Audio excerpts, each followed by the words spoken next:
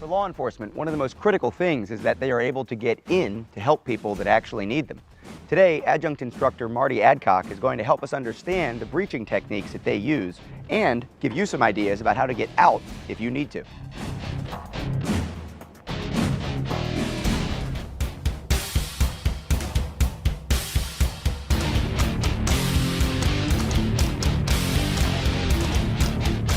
Hey Mike, so things we've talked about before here as far as breaching from the tactical side, the non-tactical side, how to generate the force. I need you to take all that, and what you're going to do is you're going to step up here and let's go from the non-tactical or the tactical side of the door first. All right, and make the breach. Again, be aware of all the things that can happen to that arm, for that forearm as it goes through the door. All right, and where you might need to stand to keep that from happening, as well as taking and generating that force properly so that you can allow that tool's weight to do the job for you instead of you having to muscle the ram through. All right, once we've done that, then I want you to just back up, we'll reset the door, and we'll go from the non-tactical side. Sounds good. All right. The thing you got to be aware of, remember the difference in patrol uniform and your regular SWAT uniform is you're not going to have a sure footing with those type of shoes. Your vest is not on the outside, so it's not going to rotate with the body as well. So those are just some slight things you'll have to be aware of. How much is this weigh? It's a 35-pound ram. You ready? All right, on you. All right, and then good. You back up, let your guys flow through the door, and then obviously, again, what we don't want to do is we don't want to drop the tool on the outside of the door, okay?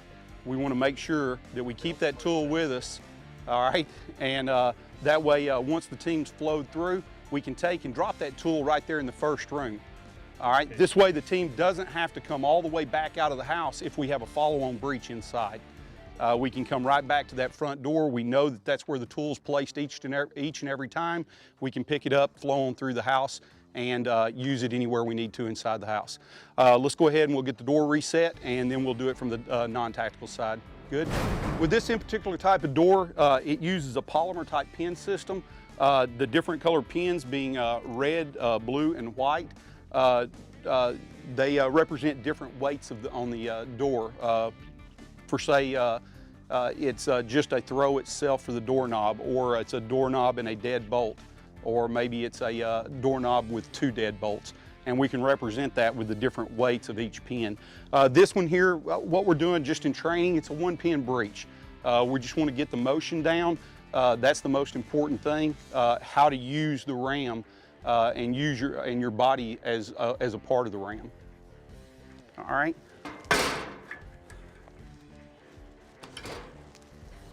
All right, Mike, we went from the tactical side of the door, all right? So now we're gonna go back to non-tactical. Again, if it's an inset door, we can't get off to the tactical side of the door.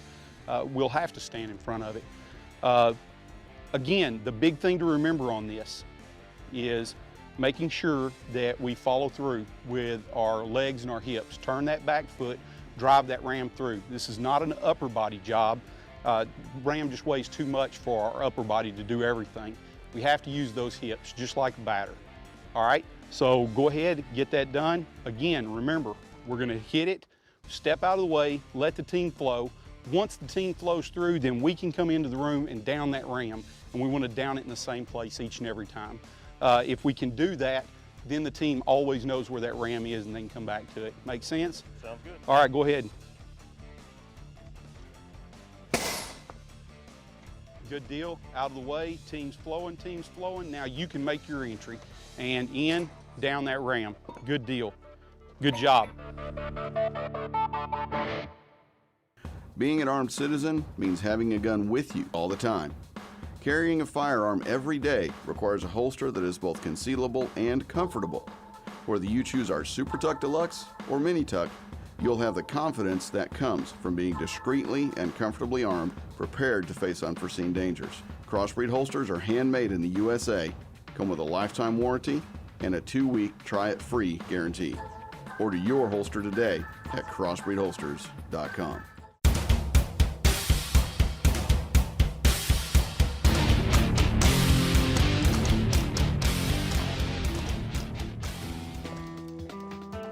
All right, Mike, what we're gonna do is go through pry doors now.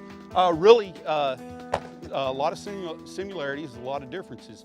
This is a two-man task. So for this, we've got you a training partner we're gonna bring in. This is Rob, Mike. How you doing, man? All right. And what we're gonna do is we're gonna talk about breaching this thing from the tactical side of the door first. All right, guys, breaching from the tactical side of the door, it's gonna be a little bit more difficult because you're having to use the pry bar at its length. Makes sense? Again, what's gonna happen is Rob's gonna go up here, he'll set the tool. Once he's got the tool set, he's gonna move his hand, all right? And then he's gonna turn around, and again, stealth is the key to this whole thing, right? So we don't want Rob having to look at you and tell you, hey, it's set, you can start setting the tool in there now. What he's gonna do is he's just gonna give you a big head nod, all right? Once he gives you the head nod, then you can come up and you can start setting the tool. Real easy, we can set the tool with a ram or we can set it with a sledgehammer. A ram's what we've got access to right now, so that's what we'll use, okay? Once he's got the tool in there, you start setting the tool. My question to the two of y'all is, who do you think is responsible for deciding that that tool is set in there and ready to pry the door open? The ram guy or the tool guy? And it's real simple. The ram guy, because he's got to quit swinging a ram. No, it's real simple. It's going to be the tool guy. He's the one that can feel whether that tool is set down into the door properly or not. What he's going to do is, again, we're beating on the door now, so quietness does not matter. Stealthiness does not matter. He's just going to sound off set. The ram guy can pull back. Once he pulls back, our pry guy can get up here, pry the door, get it popped open. He's the primary breacher at that point. Just because you have the ram in your hand doesn't make you the primary breacher any longer. Now our primary breacher is the guy closest to the door. It's his job to make sure that he gets a hold of this door, opens it up so that the team can start flowing through. The last thing we want to do is the point man have to take his hands off the weapon system to open this door and make his entry. All right, makes sense?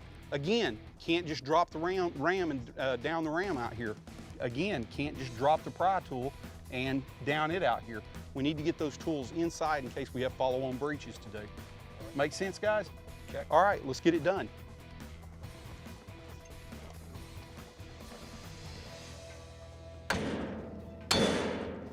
Set.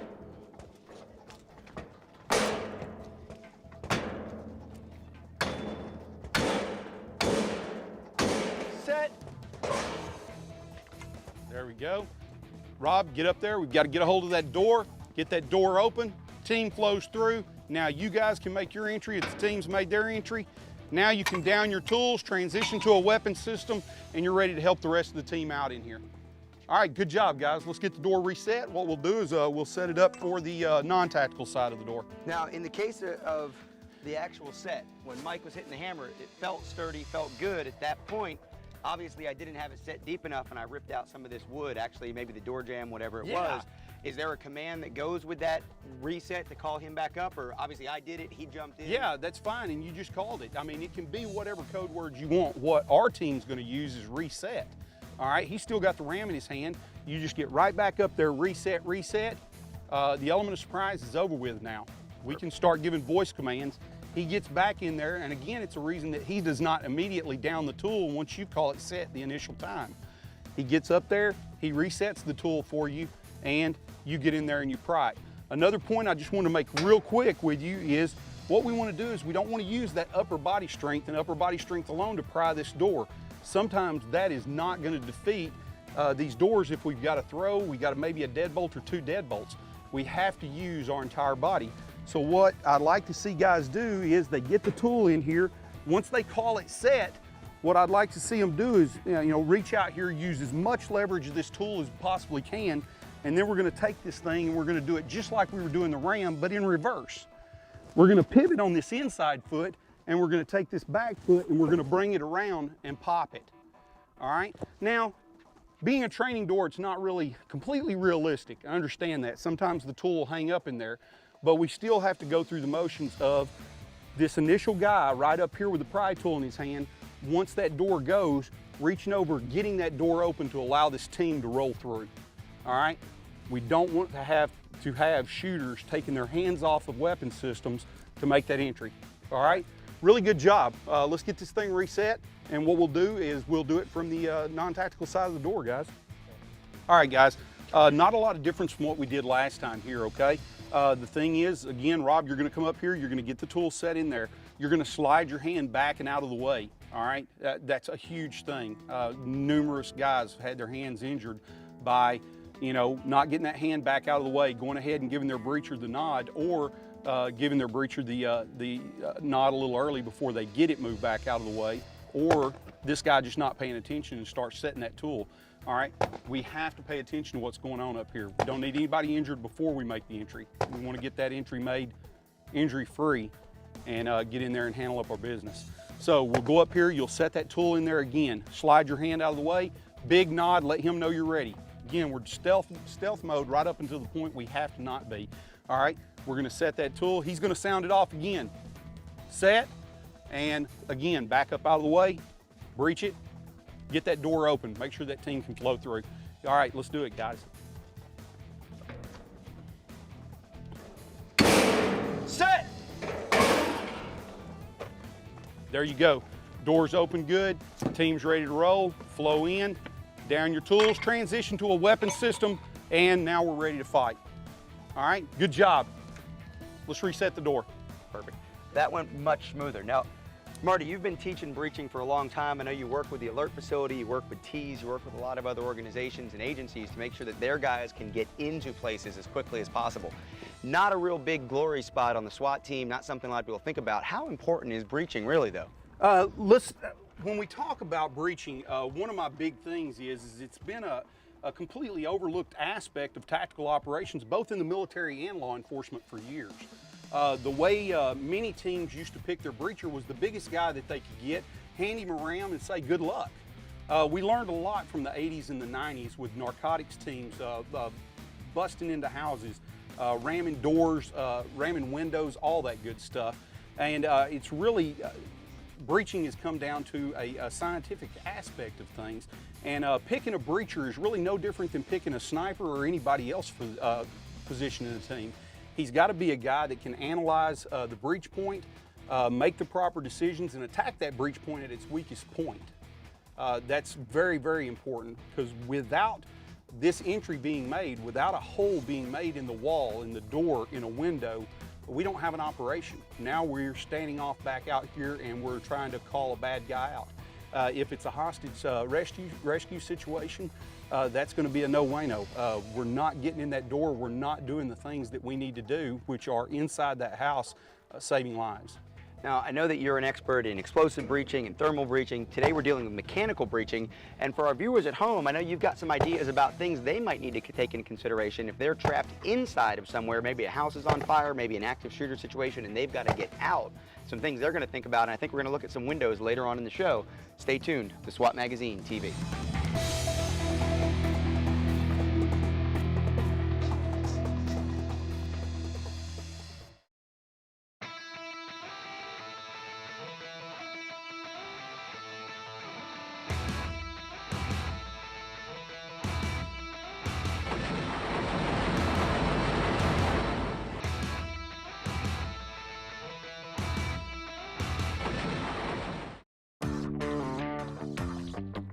We're back in San Marcos, Texas, here at the Alert Facility Breaching Facade, and I'm here with Sandy Wall. Sandy Wall served with Houston Police Department for 28 years, 22 years of that in special operations, and he's come up with a way to use flashbangs to get into doors real quick when mechanical breaching may not be fast enough or secure enough for what we want to do to get into a room. Tell me about your system. Well, it started out as a bang pole, and it's all wrapped around a particular type of munition that Defense Technology makes. It's called a command-initiated flashbang, which uses thermal tube or shock tube to initiate it from remotely. And I started out as just a bang pole so that it could breach a window, import a distraction device for SWAT teams that needed to create that that kind of situation for a first or second story. And then I went ahead and added a particular implement that breaches windows for break and rake, and can also import OC chemical if you need to do that. And then the third implement, which is the one we'll feature today, we call the door key. And it's basically a blast chamber, and it can accept either 1 or 2 command-initiated distraction devices into it, and it forces all of the overpressure against the locking mechanism of the door. So it's very isolated, but it can create a tremendous amount of thrust and typically defeat exterior locking mechanisms of the door. Now, you set this up just a few minutes ago. This is a typical exterior construction door. We've got both throws engaged, so this is the kind of thing that we probably could get through this with a ram like we've seen in mechanical breaching, maybe a pry. We could get into types of doors like this a lot of different ways. What are the advantages of an explosive breach, and why might a department want to go with your system versus traditional high explosive? Well, obviously, not only to breach the door, but it's the shock effect of it happening, you know, and which is an advantage. It's very quick to place it. And one of the neat features is that I don't have to be right on top of the door. Whereas if I did shotgun breaching, I have to stand in front of the door to safely engage the throw or even the hinges. From here, I can stand away and remotely. My team can be right here, place the device on here. In about a second, I initiate it. The door's open. No overpressures where the teams have to go get at a safe distance behind shielding. They're just right here, door's open, and they're in. And with explosive breaching, as you said, we get that shock and that awe effect. We get a little bit of that distraction, and we know that we're very likely to get in. We can do our intel. We know what's going to get in here. Now, this type of door, normally we'd use 1 charge, 1 flashbang. Absolutely. With a metal door and wooden frame, standard locking mechanisms, 1 is always enough. But anytime I didn't know, if it's hostage rescue, I can't take a chance. I've got to get in here. I can double my energy by putting 2 munitions, tie them together with a T-splicer back to my initiation source, and a standard door like this is going to be more than enough energy. Great, and that's what we're going to see today, a demonstration with 2 bangs. I'm going to put my safety glasses on, get out of your way, and we'll see how this door key works. Outstanding. Great.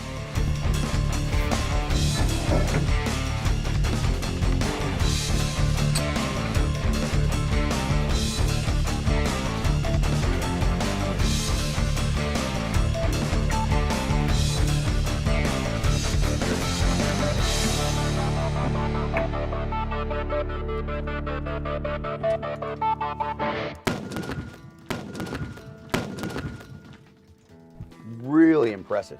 I mean, that just laid it in here. I mean, this is obviously it fell in exactly where you'd want it, out of the way. Team can move in.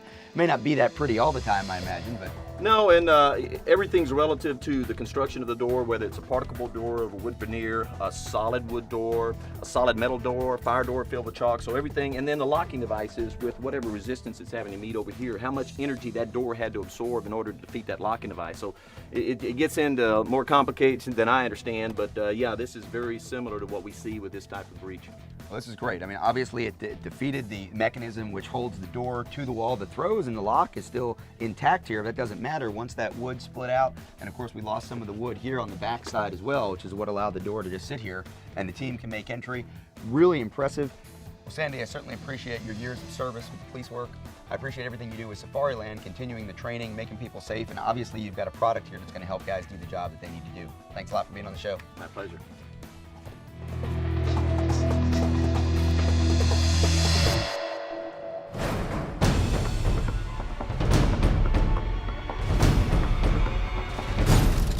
My day-to-day job is with the training unit with my department, as well as the SWAT team. I work on the SWAT team as a breacher, have for about 7 years now, and just recently went over to the sniper team as we trained up a bunch of new breachers. Get that door open, team flows through. Now you guys can make your entry if the team's made their entry. You know, the programs that we teach in breaching with the alert program are breaching programs that are specifically built for first responders. That first responder that's going to find themselves on that scene of a active shooter, someone that's initially taken someone hostage, and prior to a tactical team's arrival, maybe went active as far as actively harming people, and those patrol officers had to make that entry to get in there and stop the killing. I really enjoy teaching the tactical aspect of police work as well as military work. The big thing for me is making sure that all the stuff that I've been able to get through the years is passed on to the people that are going to be coming up and taking my place as I age out of this business. Small pieces, small cuts, no big deal. Big pieces, big cuts, bad day. What makes our program a little bit different is we teach the history, where this all came from, why we started doing it, why breaching is important as it is, why it's been ignored for many, many years. And the importance of breaching is without that breach, without that entry point, we don't have an operation. Set! The favorite aspect of breaching to teach for me is going to be probably getting in there and doing the manual breaching. Mechanical breaching's fun. Mechanical breaching is fun. Explosive breaching is fun. Ballistic breaching is a lot of fun. But mechanical breaching, people get to get in there, you get to see them get excited about getting to tear things up. The really, really good thing about it is seeing them get smart about it, attacking the weak points of the doors, the windows, or whatever you're teaching them to breach at that time. Everyone knows that it's important to keep an open mind about techniques, tactics, even gear, and to listen to other schools of thought. But when is it most important? When someone's a beginner, while someone's still developing their skills, or after they've established the fundamentals and they're an advanced student? It'd be great to be able to do it as a beginner. The reality is most people, as soon as they see something, they take that on, and then as they progress through, then they see something else. So it's usually the latest, greatest thing when they first acknowledge it. It'd be great to be able to pick it up as beginners, but reality is the majority of the time it's after you've already got some skill set, been able to determine which ones are going to work best for you and what you're doing. From the word go, you know, we believe enough in our product that folks that are doing it right only complement what we're doing. And I encourage people to get out there and really get a feel for what else is available to them. I think at intermediate level, get a basic foundation and understanding. Hopefully the basics have been given to them properly. And then from there, that's a good foundation. You can start building your skyscraper from there. So I think it's important for them to start out being very open-minded to all aspects. I look back now and I've never been to a school that I did not learn something. Take everything you learn, put it back in that little toolbox that you've got somewhere stored in the back of your brain, because you never know, even with the things that you didn't like, when you might need it. I think early on is best when you need to go to really see everything, see it all, and then slowly what you'll start doing internally is finding a place. As you, in the intermediate phase, you'll start finding and tweaking your own beliefs towards what you're seeing. But don't get locked in that. Always go outside, but it's okay to lock onto something, believe that, but don't do it early on because there's a lot of things out there. All the time. I think having the ability to practice critical thinking keeps you from making that mistake as a beginner. You don't want to spend 5 years doing something and find out later that it was wrong. I also don't want to be that guy who's been doing it for a few years. You do okay, but then something comes along. I also don't want to be the guy like me who's been doing it for 30 plus years and discover I'm wrong. I need to continually think, am I doing what I should be doing? Am I working as hard? Am I on the right path? And if sometimes you confront the wrong, the truth is the other way, it's painful, but too bad. I would say, my opinion is just saying after their fundamentals, and that way they can open themselves up to many different schools of thought and never be absolute with any one way of doing anything. I think it's more important as an advanced student because you need to open up your mind a little bit. A lot of guys tell you, well, I've done it this way my whole life. Okay, good for you, but we're not fighting the Vietnam War anymore. We're fighting in other parts of the world. We need to forget about some of those techniques, or we need to look at how we refine them. Keep watching SWAT Magazine TV. Being an armed citizen means having a gun with you all the time. Carrying a firearm every day requires a holster that is both concealable and comfortable. Whether you choose our Super Tuck Deluxe or Mini Tuck, you'll have the confidence that comes from being discreetly and comfortably armed, prepared to face unforeseen dangers. Crossbreed holsters are handmade in the USA, come with a lifetime warranty, and a 2-week try-it-free guarantee. Order your holster today at crossbreedholsters.com. Welcome to Personal Defense Network. For years, we've been the internet's leading destination for high-quality information on equipment, training, and your preparation for personal or home defense. Our videos are meant for those who are serious about enhancing their ability to use efficient techniques to survive a dynamic critical incident. But now we've stepped things up even higher. We've added hours of high-quality training videos just for our premium members. This content takes the body of work that is the Personal Defense Network up to an even higher level. We've got the same types of experts that you're used to seeing, the people who know not only what to teach, but also how to teach. and most specifically, how to convey that information to you efficiently with premium online content. This is simply the best stuff you can find on the web. So how do you get started as a premium member? Simple. First, choose the plan that suits you. You can either pay monthly or sign up for a whole year in advance. Then, you're going to find categories of videos that are meant exclusively for you to help enhance your preparation for personal defense. Let's go inside and take a look. On the categories page, you'll find that all of our topics are organized in a way that makes sense so that you can easily find the information you're looking for. Once you go to a specific category, you'll see our normal short-length video tips. You'll also see step-by-step drills with written instructions, as well as full-length courses that are designed to help you learn as efficiently as you can with the time you've got. And of course, as you've come to expect from the Personal Defense Network, we're always adding new information. We're constantly out taping and collecting video with experts from around the world that you can find inside of your premium membership. And the best thing, you'll be able to take this membership with you with a smartphone, mobile device, or simply log in at whatever computer you happen to be by. Our goal with the Personal Defense Network is simple: provide you with the highest quality video learning tips that are available. You'll find them inside of the premium membership. All you have to do is choose how to get started, monthly or annually, and I'll see you on the inside.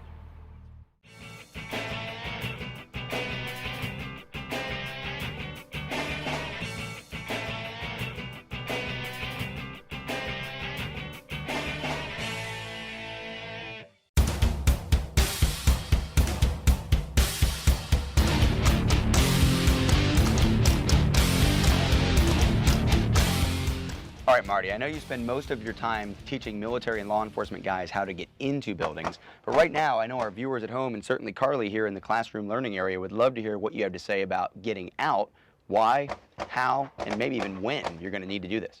All right. You know, there's going to be several reasons that we're going to want to have to, you know, move away from certain things. Maybe it's an active shooter. Maybe it's a fire. You know, it just depends, but we might want to move away from those. And the first thing we're going to try to do is we're going to try to, you know, avoid the situation altogether. You know, obviously if we can just go out the front door, we're gone. But maybe we get driven back into a portion of the building or the back of the house to where we don't have a door access to the exterior. You know, we've got windows in all the houses. So in most of our buildings and in most of the rooms in the buildings, a window is going to be an easy place to exit the building. Obviously with this window right here, no big deal. We can come up, we can pop both locks, open the window, and we can make our exit.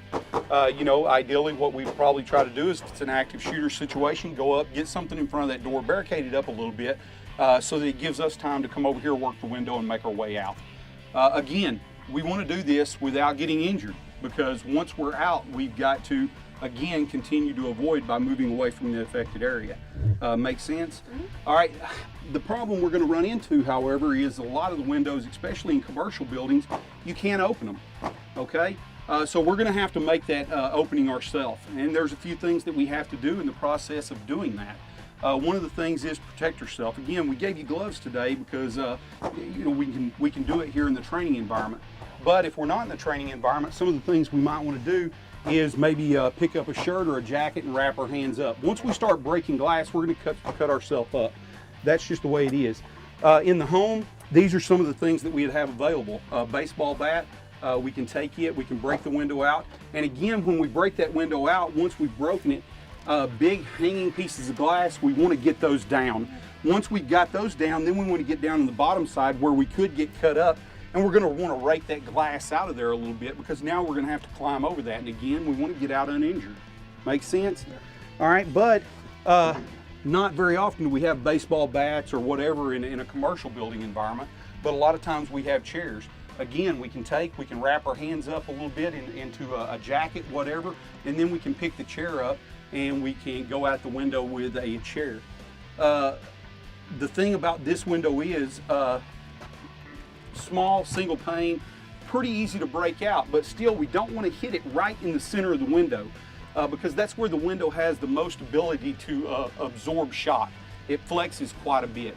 We want to go up into the corners a little bit, into the more rigid areas of this window, and strike it there so that we can create our initial break and then rake that glass out of there. This center span, they don't look like much. It's lighter aluminum, but you've really got to put you know, some weight back behind whatever tool you're using to try to break that out. if you have a center span in that window. Break it out or leave it intact, go below it, break this one out, just clean it out, don't worry about the upper window, all right? Then clean that bottom out. Now we've still got that shirt that we had wrapped around our hands. We can always take that, pull it off, throw it over here so that it gives us a little more protection, and again, just make her climb out and make our exit from the area. Make sense? All right, I tell you what we've got this chair right here, we've got a window right here. You wanna do it? Let's do it. All right, let's do it.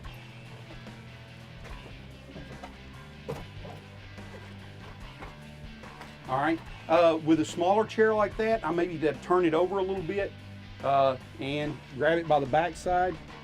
All right, and that way you can actually swing and strike it. Makes sense? You can generate a little more force. Then you just go for one of the corners with the legs, and then you can clean that window out.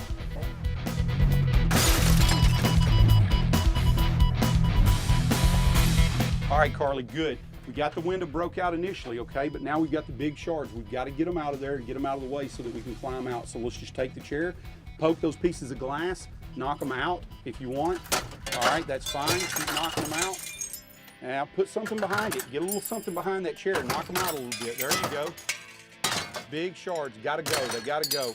All right, once we get those big shards out of there like that, then we can just take the chair, put the chair down in here, okay, and break those pieces out. Break them if you have to, all right?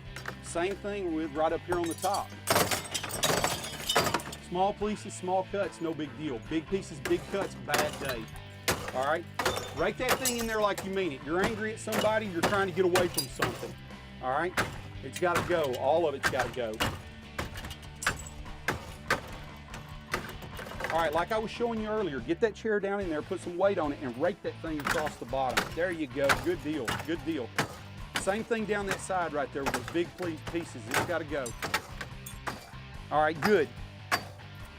Now, once we've done that again, if you didn't have gloves and you'd wrapped your hands with something, a sheet, a coat, whatever, now you can just take this, all right? You can lay it over that window to allow you a little bit more protection from that broken glass and stuff. All right, and now you can just make your way out. All right, good deal.